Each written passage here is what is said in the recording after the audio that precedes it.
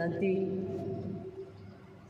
विहार या ठिकाणी भेट देण्यासाठी आलेलो आहोत। तर जगालाच अखंड शांतीचा संदेश देणारे तथागत गौतम बुद्ध ज्यांच्या मार्गाने आपण या जगाला दुःखातून सुखाकडे नेऊ शकतो, त्याचा संदेश त्यांनी आपल्याला दिलेला आहे।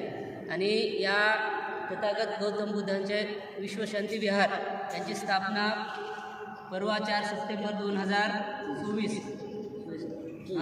या रोजी या ठिकाणी झालेली आहे। आपल्या महाराष्ट्र राज्याचे सामाजिक न्यायमंत्री संजय बनसोड साहेब यांचा यामध्ये खूप मोठा वाटा आहे, कारण त्यांनी गिर या ठिकाणी इतकं मोठं भव्य असं विश्वशांती विहार या ठिकाणी स्थापन केलेलं आहे।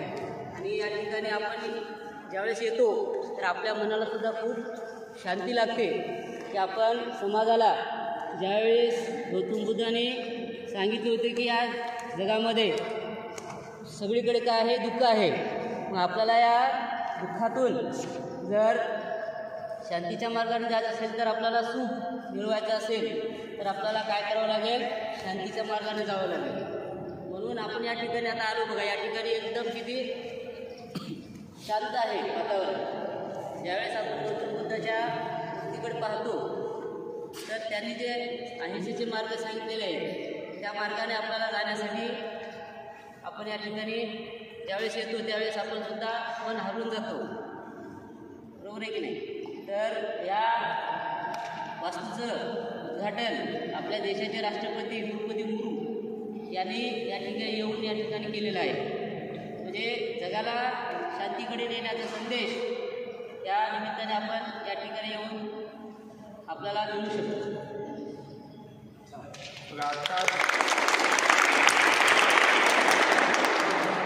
आपल्याला या ठिकाणी या वास्तूचं जी स्थापना झालेलं आहे त्याबद्दल हार्डे सरांनी अत्यंत सुंदर असं आपल्याला माहिती दिलेली आहे।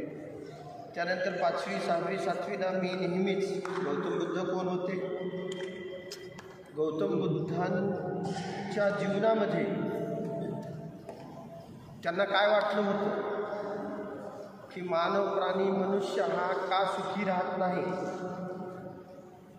ते स्वतः राजपुत्र असून राजघराणा राजवाडा सोडून ज्ञानाच्या शोधात त्यांनी निघाले। खूप तपश्चर्या केल्यानंतर त्यांना एका वृक्षाच्या खाली, त्या वृक्षाला बोधिवृक्ष असं म्हणतात, पिंपळाचं जे झाड होतं त्या वृक्षाखाली त्यांना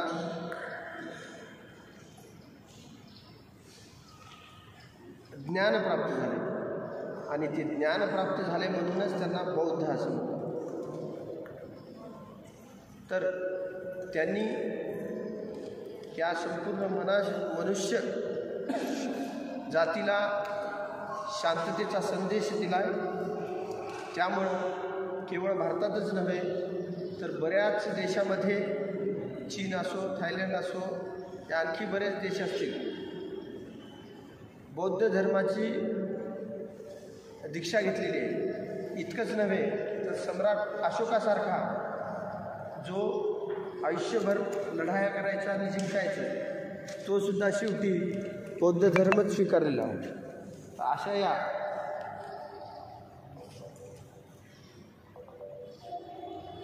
म्हणजे गौतम बुद्धाच्या या वास्तूमध्ये, नवीन वास्तूमध्ये आपण या ठिकाणी आलोत आणि अगदी शांततेत त्यांचं या ठिकाणी दर्शन घेतलं।